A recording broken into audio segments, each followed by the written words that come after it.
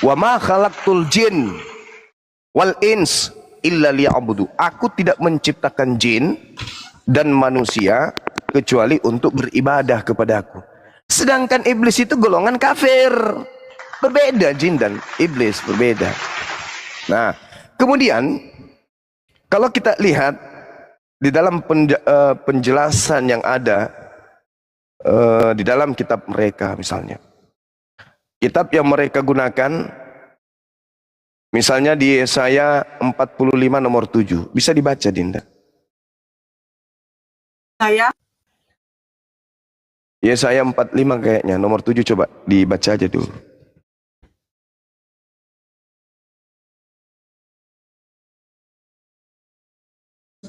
Ini ya, akulah 45 nomor 7 ya.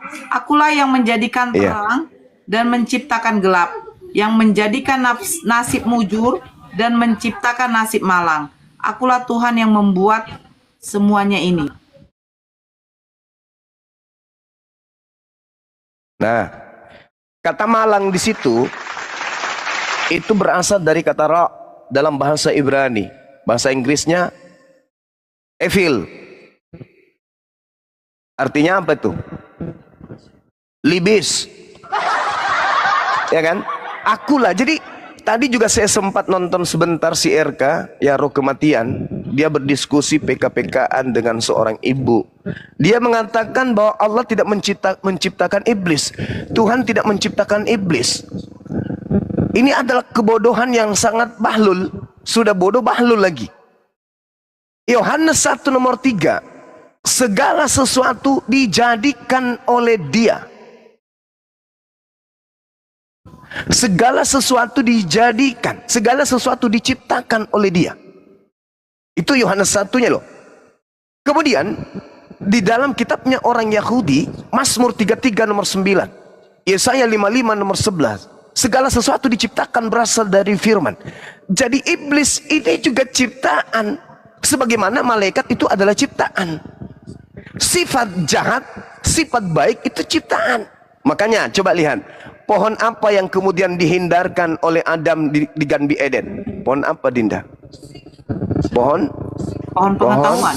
Buah baik dan buruk. Baik dan buruk. Iya, baik dan buruk atau jahat. Buruk. Ya, jahat. Beda buruk dengan jahat. Kalau buruk itu seperti bom-bom, buruk rupa, itu beda. Kalau jahat itu sifat. Nah, Tuhan menciptakan kejahatan. Tuhan menciptakan kebaikan.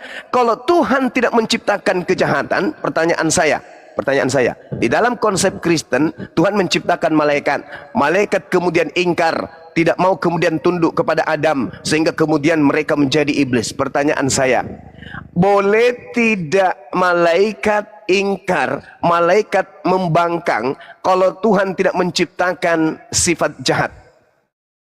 Bisa nggak bisa nggak malaikat berubah menjadi iblis? Tidak. Berarti yang menciptakan iblis siapa? Tuhan. Mantap sekali. Iya. Jadi kejahatan, kebaikan, keburukan, sial, untung, semua itu ciptaan Tuhan. Seperti manusia nih, manusia. Kita ini manusia. Ketika manusia itu padanya tidak ada tercipta kejahatan, bisa nggak manusia menjadi jahat? Tidak. Tidak bisa. Iblis itu adalah sifat. Pelakunya adalah makhluk suci tadinya. Para malaikat. Wa isqala rabbuka lil malaika. Jadi Allah berfirman kepada seluruh malaikat. Kemudian di antara malaikat-malaikat ini ada yang tidak mau menghormat kepada Adam. Ketidakinginannya hormat kepada Adam jatuh pada derajat iblis.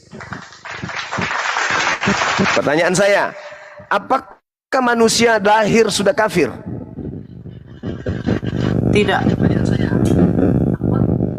Tidak.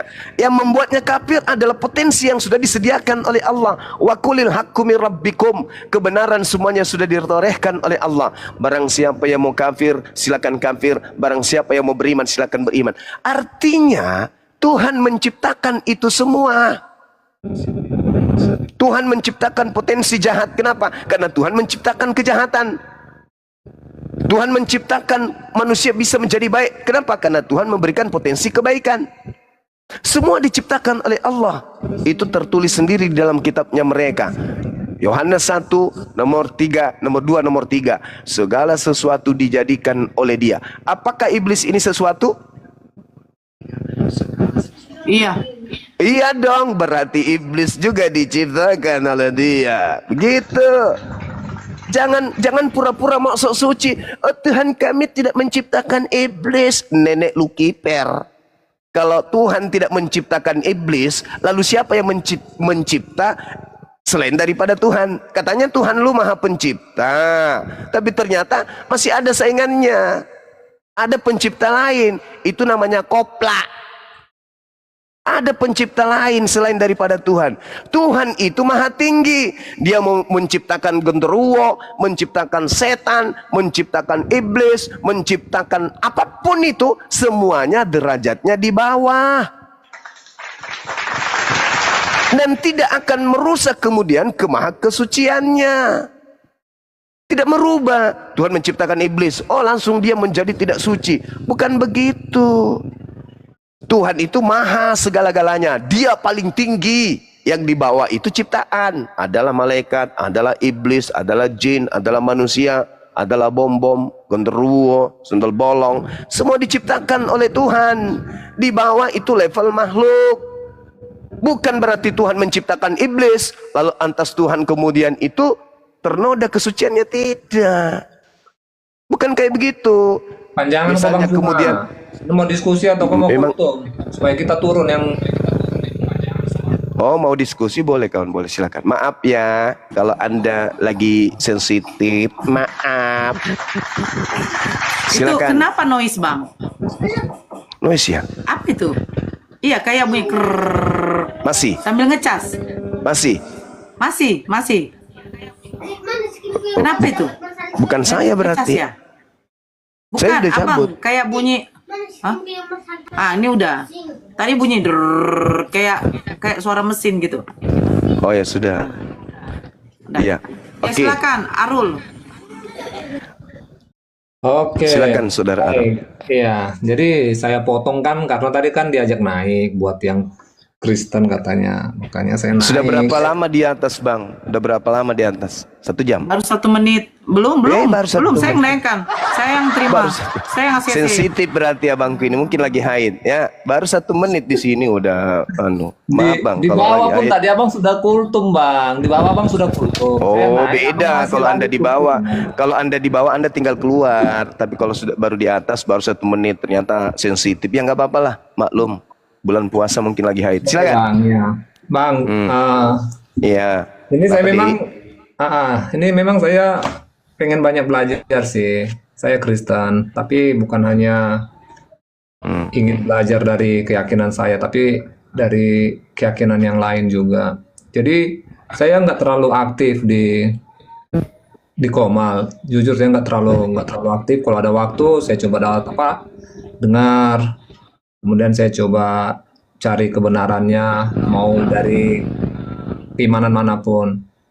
Jadi singkatnya, saya pernah dengar dan saya cari-cari di Google juga seperti itu. Hanya saja saya masih bingung Bang. Untuk kitab suci agama Islam, Yes. itu Al-Quran atau hadis Bang ya? Dua-duanya. Itu, Dua-duanya. kedua-duanya ya. Yes. Oke, kemudian kenapa Bang? Saya pernah masuk berapa waktu yang lalu ya. Kemudian saya ditanyai panjang lebar. Kemudian dia menyimpulkan bahwa yang membedakan kitab suci orang Kristen dan Islam itu bahwa kitab suci Islam itu sudah jelas suci karena yang menulisnya itu adalah Tuhan. Sedangkan kalau kitab suci Kristen itu yang menulis manusia, sehingga wajar saja kalau kebenarannya itu masih diragukan. Jadi kalau hadis juga merupakan kitab suci Abang, lah ini kan Iya. dituliskan oleh manusia juga kan Bang. Jadi kira-kira menurut Abang bagaimana kesesuaian narasi daripada yang tadi berapa waktu yang lalu saya pernah ada diskusi. Jadi dia menyatakan bahwa kitab suci itu tidak boleh ditulis oleh manusia. Sementara kan hadis sendiri itu kan dituliskan oleh manusia. Jadi bagaimana itu Iya. Abang menjawabnya? Oke, baik. Jadi gini kawan. Firman Tuhan dan sabda Nabi. Ada beberapa nabi. Nabi Musa lah misalnya. Atau Yesus juga adalah nabi. Atau Nabi Isa alaihissalam. Nabi Muhammad juga adalah nabi. Fungsi nabi menerima wahyu. Nabi-nabi ini punya umat. Dan nabi-nabi ini umatnya bukan nabi. Misalnya Nabi Muhammad punya sahabat-sahabat. Sahabatnya ini bukan nabi. Mereka bukan penerima wahyu. Bagaimana caranya yang bukan nabi bisa mengerti wahyu? Saya ulang. Bagaimana caranya yang bukan nabi mengerti tentang wahyu? Karena yang menerima wahyu itu cuma nabi. Nabi adalah wakil Tuhan, duta Tuhan, utusan Tuhan yang menerima titah untuk menyampaikan risalah langit kepada manusia. Bagaimana caranya menyampaikan kepada mereka sementara tingkat mereka berbeda? Nabi adalah orang yang maksum, tidak ada dusta pada mulutnya. Ketika disampaikan wahyu, maka itu yang diuraikan. Uraian daripada wahyu inilah semua adalah wahyu. Al-Quran mengatakan itu, ma dalla sahibukum wa ma gawa wa ma yantiku anil hawa in huwa illa wahyu yuha. Jadi apa yang keluar dari lisannya itu semua adalah wahyu, teropong dari sang pencipta. Nah sekarang Nabi Muhammad menerima Al-Quran. Nabi Muhammad mau menyampaikan Al-Quran ini kepada umatnya. Umatnya bukan nabi. Mereka tidak memiliki special right untuk kemudian mengerti. Mereka tidak memiliki kemudian kredit plus untuk memahami, karena mereka tidak diangkat menjadi nabi. Maka karena mereka manusia biasa, maka nabi inilah yang menguraikan, menjelaskan, mentafsirkan, memberikan kemudian arahan, penjelasan tentang wahyu kalimat Allah kepada manusia biasa. Penjelasan tentang kalimat Allah inilah yang disebut hadits.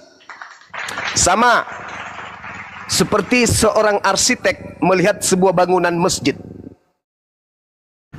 Jemaat tidak mengerti komponen kemudian daripada klasifikasi daripada masjid tersebut. Yang mereka lihat masjid ini bangunan utuh. Arsiteknya kemudian menjelaskan yang di atas bagian kerucut ini, yang mengerucut ini namanya atap. Dia kemudian menjelaskan atap ini terbuat dari baja. Ini lebarnya sekian, panjangnya sekian. Fungsinya untuk menghindarkan siapapun yang ada dalam masjid dari sinar matahari dan juga hujan. Yang di bawah ini, yang panjang kokoh ke atas ini namanya tiang. Tiangnya ini di dalamnya ada besi, ada kawat, kemudian ditambal dengan pasir, dicampur dengan semen, diaduk, kemudian campuran-campurannya pun ada komposisinya. Kemudian diterangkan lagi. Nah, yang memanjang ini, yang berupa hamparan ini, itu namanya lantai. Lantai ini tadinya sama seperti dinding, ada pasir, ada semen, lalu diurai. Caranya untuk diratakan ini kemudian digunakan alat yang namanya sisir atau setrika semen. Di bawah lantai ini ada namanya pondasi. Nah, pondasi itu terdiri dari batu. Batunya pun bisa dari batu laut, batu karang, atau bisa kemudian batu gunung. Itulah hadis menguraikan isi daripada kemudian bangunan masjid tadi.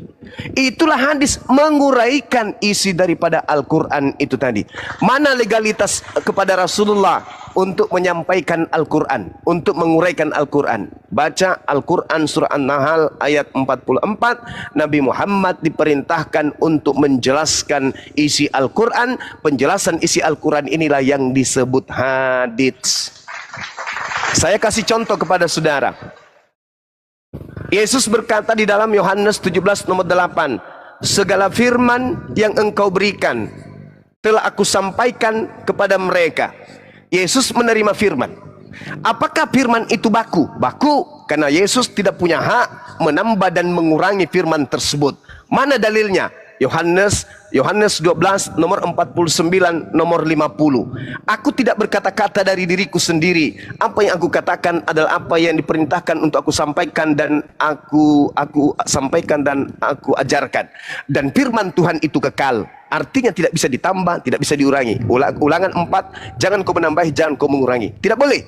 Artinya firman saya Tuhan tanggapi itu dulu, Bang. sabar dulu kawan. Firman Tuhan itu menurut Yesus tidak boleh ditambah, tidak boleh dikurangi. Yang menjelaskan kemudian isi daripada firman itu nabinya, Yesusnya. Nah, sabda Yesus inilah yang disebut uraian Yesus tentang firman Tuhan. Injil yang diterima oleh Yesus itu hilang. Tak ada sampai hari ini.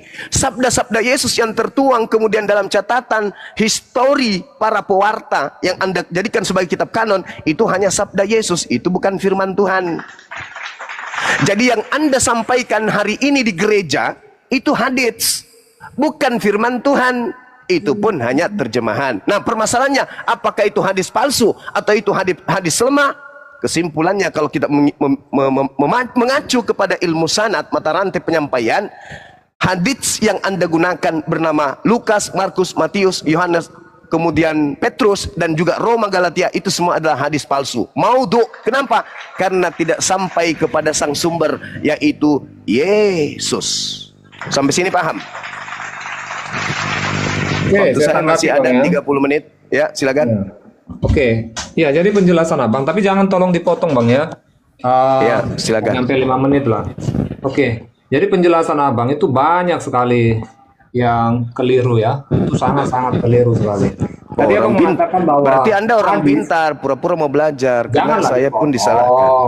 Saya tadi kan Saya jelaskan itu dulu supaya yang dibawa mengerti. Saudara kita Arul ini bukan orang mau belajar, dia ini kelas. Dia orang berkelas, dia orang Terserah, pintar dari Bang Sumaya. terserah, Silakan. terserah, Jangan bohongi terserah. publik, Bang. Jangan bohongi publik. Enggak bagus. Jujur aja kalau Anda adalah seorang profesor. Silakan. Jadi hari ini Bang Suma berdiskusi Gantian, dengan Bang. seorang profesor. Silakan. Gantian, Silakan. iya. Oke. Ya, silakan Kemudian tadi Prof. Abang Silakan Prof. mengatakan- Silakan Iya. Prof. Ya, silakan. Oke, Jangan tadi nipu ya, Abang Prof. mengatakan bahwa hadis itu adalah penjelasan tentang Al-Quran.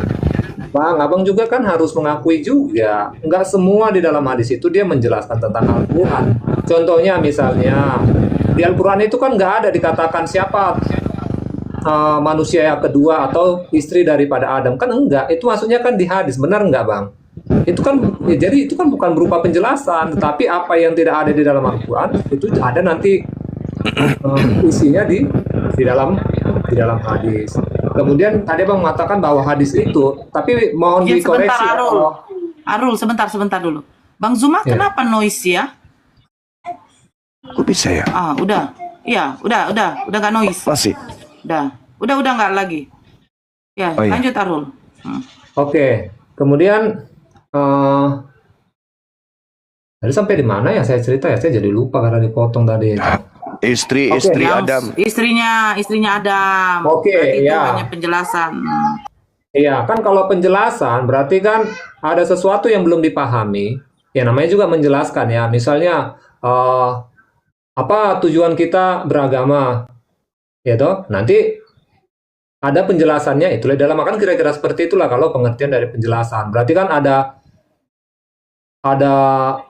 uraian di dalamnya itu. Ada kalimat-kalimat yang akan menjelaskan tentang sesuatu kan begitu. Tetapi kan isinya kan nggak tentang penjelasan saja, tetapi ada yang memang apa yang tidak ada di dalam Al-Quran, maka nanti melalui hadis riwayat ini nanti akan ditambahkanlah di dalam hadis. Atau saya mau bilang dijelaskan, kalau menurut pengertian saya penjelasan itu berarti kan berupa apa ya, kumpulan daripada kata-kata yang membentuk satu atau lebih, ya kan, lebih dari satu kalimat kan seperti itu kalau dia penjelasan.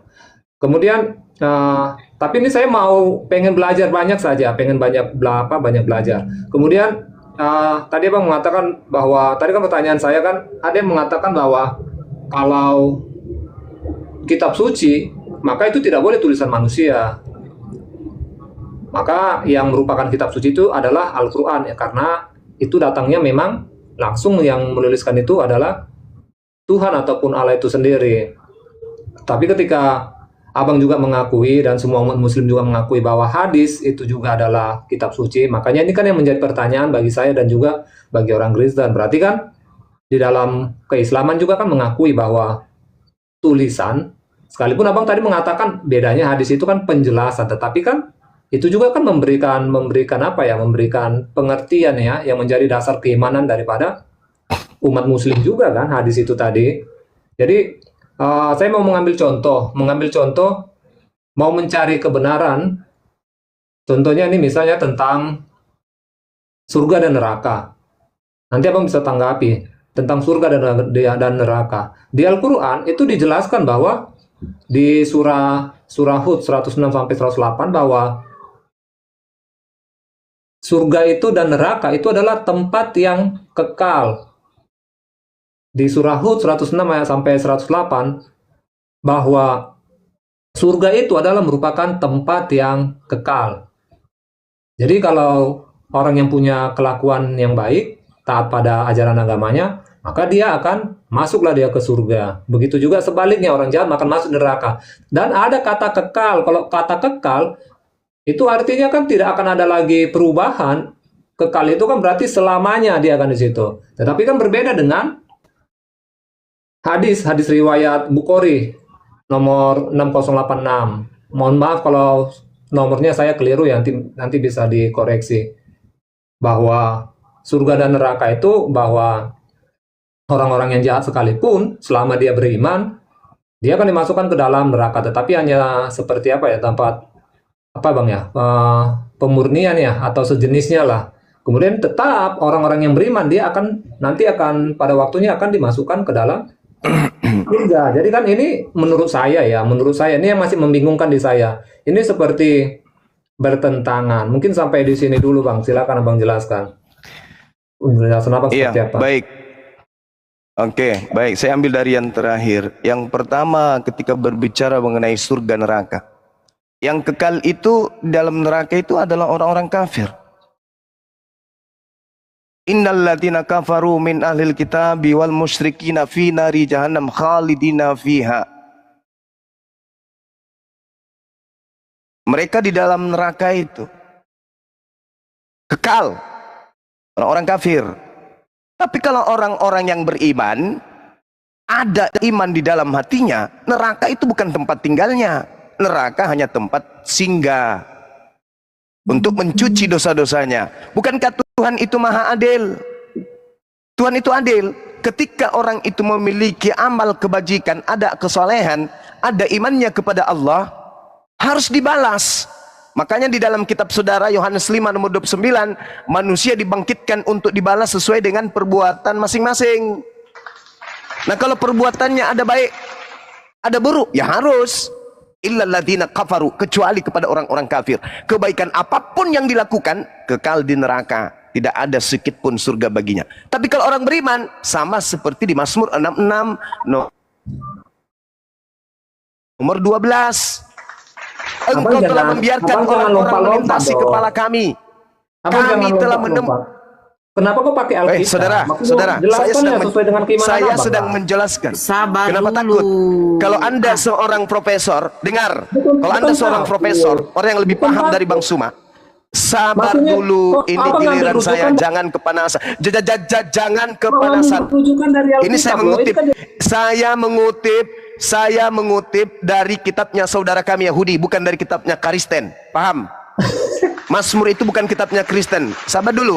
Iya, Izinkan saya menjelaskan. mengakui. Tapi kan abang kan harus Ya, itu- percaya diri dengan kitab suci abang menjelaskannya. Saya sudah menjelaskan. Bang Arul, Saya sudah menjelaskan. Bang. Sabar dulu. Lanjut. Anda kan Kristen, tidak ada hubungannya dengan kitab Mazmur. Oke? Di dalam kitab Mazmur, ini sebagai Enggak, contoh Bang. supaya Jadi kalian nggak itu paham. nyambung loh. Minta Sabar maaf dulu. kan nggak nyambung. Saya kan penasaran. Saya sambungkan kawan. Beginilah cara Bang Suma memberikan Bisa edukasi. nyambung, Bang. Bagaimana Kalau Anda Bang pakai tidak kitab sanggup Yahudi? kemudian boleh. Tidak ada paksaan. Anda boleh turun, tidak apa-apa. Saya hanya ingin memberikan edukasi kepada mereka yang mau belajar. Berarti kan abang nggak sanggup menjawab Oke. kan? Saya sedang menjawab ini. Saya sedang menjawab. Ya, saya lanjutkan ya. Untuk orang-orang Kristen yang masih mau belajar, dengarkan di dalam Mazmur 66 nomor 12. engkau telah membiarkan orang-orang melintas di kepala kami. Kami telah menempuh api dan air, tetapi engkau telah mengeluarkan kami sehingga kami bebas dari api. Saya ulang dalilnya. Saudara-saudara Kristen yang masih mau kemudian disehatkan. Mazmur 66 nomor 12. Engkau telah membiarkan orang-orang melintasi kepala kami. Jadi orang itu melintas di atas siratal mustaqim. Kami telah menempuh api. Artinya orang ini kemudian sudah disiksa di neraka. Tetapi engkau telah mengeluarkan. Diangkat dia dari siksaan api neraka. Oke, paham? Berarti yang tinggal di dalamnya adalah yang kafir. Yang kafir. Makanya di dalam Al-Quran surah At-Taghabun jelas dikatakan di sana bahwa barang siapa kemudian beriman, ada iman di dalam dirinya, kemudian mereka beramal saleh, menyembah kepada Allah, beramal saleh, apa kata Allah? Dosa-dosanya dihapuskan, kemudian dimasukkan ke dalam jannah, surga. Yauma yajma'ukum liyaumil jam', dzalika yaumut taghabun. Wa may yu'min billah wa ya'mal salih yukaffir anhu sayyi'ati wa yudkhilhu jannah tajri min tahtihal anhar khalidina fiha. Mereka kekal di dalamnya abada selama-lamanya. Oke? Selesai sampai situ ya. Bahwasanya Al-Qur'an dan hadits itu saling menguatkan satu sama lain. Kemudian pertanyaan Anda yang kedua terkait dengan Al-Qur'an tidak menyebutkan nama Hawa. Al-Quran memang tidak menyebutkan nama Hawa. Tetapi Al-Quran hanya menceritakan tentang istri Nabi Adam alaihissalam. Wa qulna ya Adam, wa qulna ya Adam uskun anta wa zawjukal jannah wa kula minha ragadan haitsu syi'tuma wa la taqraba hadhihi syajarata fatakuna minaz zalimin. Itu memang dikatakan, Allah berfirman, ya Adam, diamilah oleh kamu dan istrimu, wa zawjuka, istrimu. Tidak disebut nama Hawa. Siapa yang punya hak kemudian untuk menjelaskan nama istri Hawa? Nabiullah baginda Rasulullah Muhammad sallallahu alaihi wasallam. Maka beliau, syukran akhina, jelas. Beliau yang menjelaskan itu karena dia yang diberi petunjuk oleh Allah. Tadi sudah saya jelaskan bahwa in huwa illa wahyu yuha. Yang disampaikan lisannya itu tak lain adalah wahyu. Jadi ketika kemudian dia menceritakan tentang istri Nabi Adam, dia menerima wahyu dan wahyunya itu mengatakan Hawa. Istrinya bernama Hawa. Dan kenapa dikatakan Hawa? Artinya hawa nafsu. Itu jelas Al-Quran menjelaskan itu. Bahwa yang terkait dengan Hawa itu pasti hawa nafsu. Makanya di Al-Quran menjadikan kemudian kitabnya orang Kristen juga membawa-bawa hawa nafsu. Wa ma yantiku anil hawa. Al-Quran menyebut kata hawa. Apa arti hawa itu? Nafsu. Nafsu. Siapa yang menjatuhkan kemudian Adam dan istrinya? Iblis. Dengan cara apa? Dengan cara nafsu. Ma makna nafsu? Fil lugatil Arabiyah. Hawa. Berarti istri di sini adalah hawa. Nafsu. Makanya Al-Quran wa ma yantiku anil hawa dijelaskan terang di situ. Nabi Muhammad kul in kuntum bil bayyinati was zubur wa anzalna ilaika dzikr litubayyana lin-nasi ma nuzila ilaihim wa la'allahum yatafakkarun. Nabi Muhammad diberi Al-Quran agar Nabi Muhammad menjelaskan, menguraikan, mentafsirkan isi daripada Al-Quranul Karim. Ketika dikatakan zaujah, istri, maka Nabi Muhammad kemudian menjelaskan nama istrinya adalah Hawa. Jelas. Kalau saya balik bertanya, dari mana Bible mengambil kata Hawa? Sedangkan di dalam bahasa Ibrani tidak ada kata Hawa. Semua saudara-saudara pembela agama Kristen yang berdebat sampai detik ini tidak mampu menjawab. Artinya ketika kemudian tidak ada kata Hawa di dalam kitabnya orang Kristen dalam bentuk original teks, satu-satunya sumber yang digunakan kemudian oleh orang Kristen mengambil kata Hawa itu adalah Al-Quranul Karim atau ajaran Islam atau dari hadits. Karena kalau di dalam bahasa Ibrani Eva bukan Hawa. Eva Hawa berbeda. Hawa sumbernya hanya di Islam. Eva ya. Bible tidak ada sumber Hawa. Oke? Oke ya? Saudara Kristen paham ya? Kalian mengambil kata Hawa masuk ke dalam Bible itu hanya ambil dari hadits Rasulullah. Sedangkan dalam original teksnya tak ada Hawa, yang ada Eva atau Eva. Oke gitu ya teman-teman, silakan. Ya, saya tanggapi sedikit omongan tipu daya. Sebentar dulu. Ya, silakan saudaraku yang ini kayaknya foto Anda nih ya. Silakan monyet. Ya, saya tanggapi, ya. Saya besarkan dulu bang. Ya. Itu makanya saya bilang sabar dulu kau daripada kuturunkan kau. Sabar Ya, dulu kau daripada silakan. kuturunkan Jangan kau. emosi Bang ya. Bang yang fotonya foto monyet, tuh. jangan emosi ya kawan. Iya. Oke. Saya tanggapi sedikit tipu daya Bung Juma, seorang penipu ini ya. Ya, silakan. Katanya tadi saudara kami orang Yahudi, sedangkan di ajaran orang Islam, janganlah kamu bersalaman dengan Nasrani dan Yahudi. Ya betul. Di mana itu dalilnya? Coba tunjukkan ke saya. Pura-pura bodoh padahal memang bodoh. Silakan dalilnya, silakan. Justru di dalam kitabmu itu Saya dengar. tidak Jika kamu bertemu dengan mereka di jalan, maka persempitlah jalan mereka. Itu saat perang itu Itu sudah kawan. jelas diajarkan di agama Anda. Itu pada masa Kenapa perang Anda kawan. tidak percaya dengan agama Anda? Itu saat perang. Itu orang berperang boleh enggak? Berarti sekarang nggak berlaku. Enggak berlaku emang saat perang. Berarti nggak berlaku ayat itu sekarang. Iya, karena tidak perang. Kalau perang pasti berlaku lagi. Ayo. Oh, berarti Ayo. nggak berlaku ya sekarang ya? Iya dong. Kan enggak perang gitu sekarang. ya. Gimana dong? Iya. Nah, sekarang saya tanya. bertakya.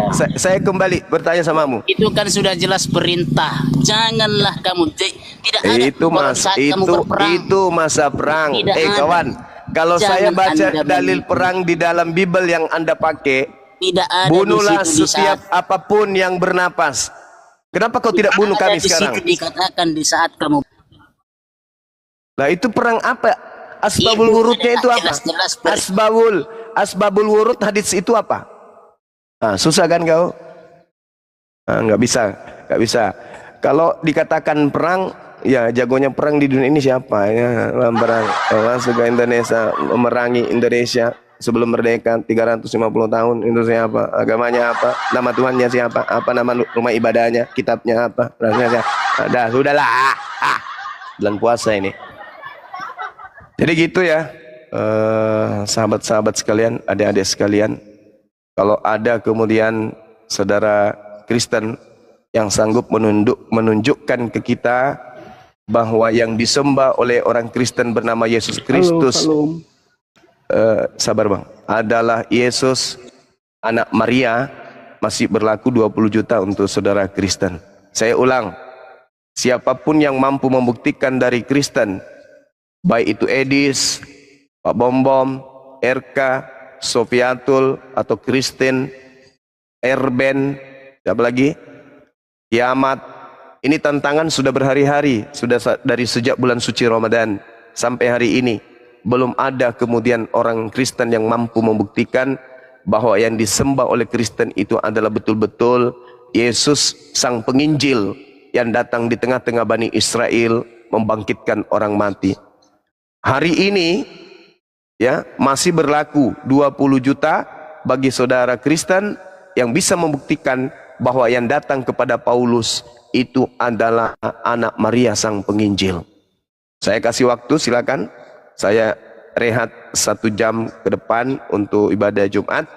Kalau sudah ada nanti tolong Dinda Nora atau Dinda Faruk atau siapapun yang ada di sini boleh menginformasikan kepada Bang Suma, sudah ada Bang yang mau membuktikan bahwa yang mereka sembah bernama Yesus Kristus itu adalah betul-betul Sang Penginjil yang dilahirkan oleh Maria. Saya akan siapkan waktu dan dana segera saya transfer. Mungkin ke Dinda Nora, dari Dinda Nora nanti transfer ke teman kita Kristen. Dari saya 15 juta, dari Bunda Mila itu ada 5 juta. Silakan untuk sementara. Dari Taiwan 5 juta bang. Berarti sudah 25. Kemarin ada yang ya ada yang WA. Wah, seru Oke. banget nih, Pak. Seru Berarti nih. alhamdulillah sudah naik angkanya 25 juta. Iya. Karena ada dari saudagar kita yang ada di Thailand 5 juta, berarti 25 juta Taiwan. untuk saudara Taiwan. Ya, Taiwan, Kalimantan Timur. Barang siapa yang kemudian mampu membuktikan bahwa yang disembah, yang datang kepada Paulus itu adalah Yesus Kristus, anak Maria, maka 25 juta meluncur untuk beli kuaci 1 kontainer. Demikian sementara, silakan diambil alih. Kalimantan gak tuh? Kalimantan Timur itu gimana ceritanya? Thailand kan? Taiwan. Oh, Taiwan. Oh, kalau Taiwan beda, itu mah Bogor. Kumaha atuh mah. Iyalah. Lanjut. Ya, silakan. Bang Zuma standby ya berarti.